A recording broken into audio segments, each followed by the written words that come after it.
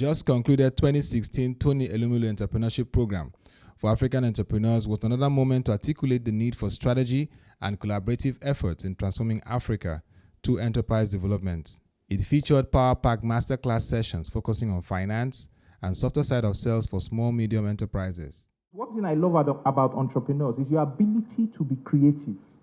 Your ability to see the problem that you have and think through a solution and not just assume that just traditional methods are the only things that would work. Because in your case, especially when you are a startup at the stage where you are, it's not always easy for you to get the money through traditional means. So you have to think innovatively and come with structures or come with solutions that would help the person who is going to give you money find it more attractive to do so. What is changing, though, is that people are understanding that the opportunity set is with you. It's investing in you. It's investing in you to become that next business opportunity set for them in the future, to find that next unicorn, to find that next IPO opportunity, to find everything that they're looking for in that gap. What's happening now with the large private equity guys is that valuations are just exploding because there's so much money chasing such few assets. You guys are all going to help create opportunity sets for them in the future, but you need to be able to bridge that gap. Your 21st century customer, they're crazy. One, they have the option. Number two, and more importantly, apart from the options, which is a no-brainer, they have all the information. This is the information era, true or false. On their fingertips, as you are yet telling me about your product or service, they will Google it. And woe betide you if you're saying the wrong thing.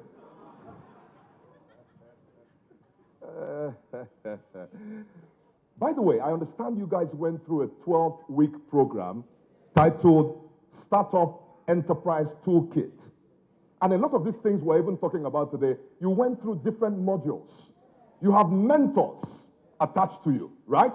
Take advantage of that. Take advantage. As an entrepreneur that is just starting, you cannot delegate it.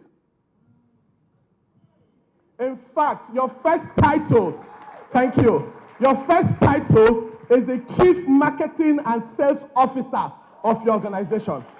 That's your first title. The Chief Marketing and Sales Officer of your organization. It's your first title. Because at the end of the day, that's how we measure success. At the end of the day, is the way I measure if you are successful, if the grants you have been given to empower you will actually add value. At the end of the day, it's your ability to sell. It's difficult enough doing business in this terrain, and there will always be pushbacks, but don't let anything stop you. As long as you've identified that thing or those things that you want to do, just keep at it. I go to bed every day thinking my craft. I wake up every day thinking my craft. There is not one day that goes by that I don't do something that would advance me in my craft. And that is one thing you all should take away from this whole program. This is a fantastic program. I wish we had this when we first started, but we didn't. But you guys have this. This is amazing. Make sure that you grab everything you can out of this. Be like a sponge. Get everything. You don't know when you will need something in future. I mean, there might be some speakers that you think, this doesn't really concern me. But just grab everything regardless. You never know what point you will get to in your business that you would need something that someone said at some point. The TEF 2016 edition also received special goodwill messages, inspiring words and even prayers from government, diplomats, political, and business leaders. Whether entrepreneurs come from a privileged background or are facing financial difficulties, we need to make sure that they know it's not where they come from that predestines them for success, but rather the vision they hold for their future, and the belief that they can do and be more, and it is within their reach.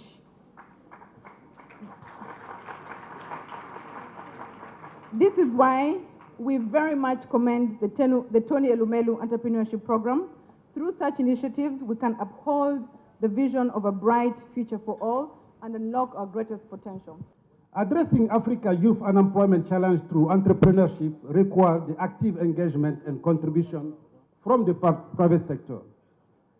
It is in that note that I join others here to commend Mr. Tony Elumelu for setting the pace and establishing the Tony Elumelu Foundation Entrepreneurship Program, which demonstrates the kind of leadership, commitment, and innovation that we need to achieve inclusive and prosperous continent.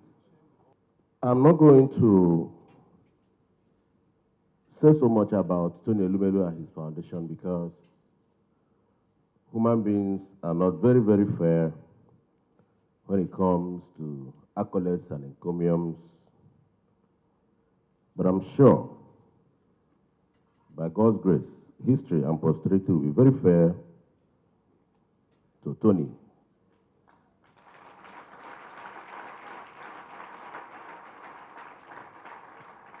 Today, indeed, is not Tony's day. Today belongs to these young entrepreneurs that are going to bear the flag of Africa on their shoulders in the days ahead. The business world that you have decided to play in is fraught with many challenges, dangers, difficulties, and discouraging circumstances. You may need to fight yourself. You may need to fight your friends. You may need to fight competition. And sometimes your government in order to succeed. As our sister told you, it requires tenacity. It requires enthusiasm. It requires many, many qualities. And then you have an additional duty, which is to deliver a durable development, sustainable planet, which is another responsibility and accountability that we have not felt at my generation like you feel it now. To achieve your dreams, you have to think out of the box. You have to be creative, and you have to also endure, because nothing good comes easy. Tony and Mrs. Elumelu, I think we all owe you a debt of gratitude. By every means, God has made his face to shine upon you. But you are not the only one that God has made his face to shine upon. Many, like you, have God shining his face upon them, and they do not have the idea of giving back. God has smiled on you, and you have given back. May God continue to bless you. For the visionary and founder, investing in young African entrepreneurs will achieve shared prosperity in the continent. I have carried this message with me from Dakar to Dar es Salaam, and from Kampala to Kigali to Cape Town, and in fact, just on Monday to Paris, to have this conversation with our political leaders and friends of Africa, that we have energetic and creative young Africans who can change the face of this continent, but that they need help. The last Lerato was asking our great speakers, what is it that African entrepreneur you want to succeed, or need more likely to succeed? And I like all the answers from the intangible to the tangible answers. They are correct. But one thing we need to say to our friends from outside Africa is, in the 21st century, and to not just to outside Africa, to ourselves also, one is that no one but us will develop Africa. So we need to look within, especially those who are blessed and endowed, to see how we can share prosperity. Because ultimately, it is not how much we have in our bank account that counts. What counts, when we are gone from this world, is the legacy we leave behind.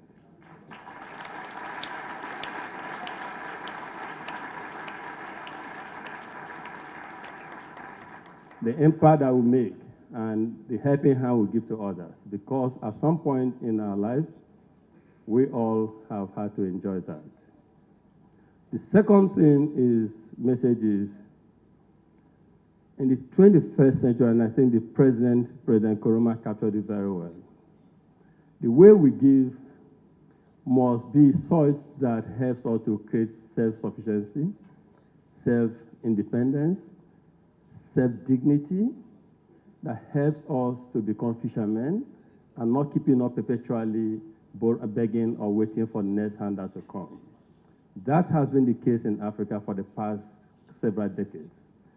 At a time like this, we need to engage with ourselves and with the rest of the world to say we appreciate the giving, but we have realized that economic empowerment is the best and most sustainable form of giving.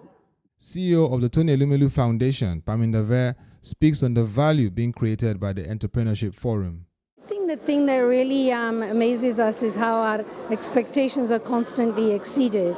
In the first year we had 20,000 applications. We selected 1,000. And already within a year we're seeing a huge successes of many of the businesses that we invested in through training, through mentoring, through networking, and through seed capital.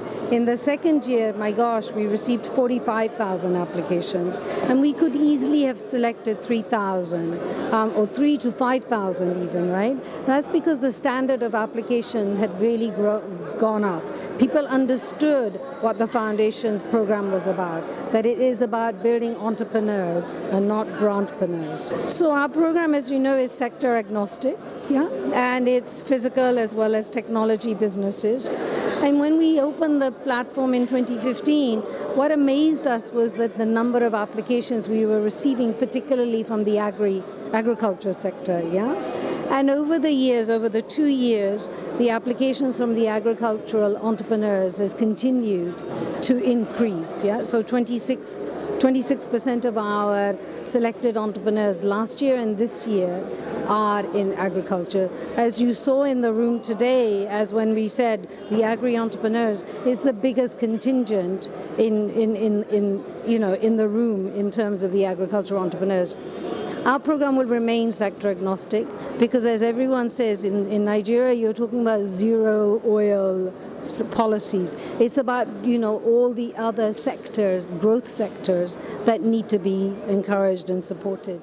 The 2016 edition of the Tony Elumelu Foundation Entrepreneurship Forum has further strengthened the resolve and commitment of the Foundation to structured philanthropy, which is geared towards the economic empowerment of young African entrepreneurs. It also reemphasizes the Tony Elumelu economic philosophy of Africapitalism that aligns with the aspirations of the founding fathers of Africa, who all believed in an Africa that develops solutions to its own challenges.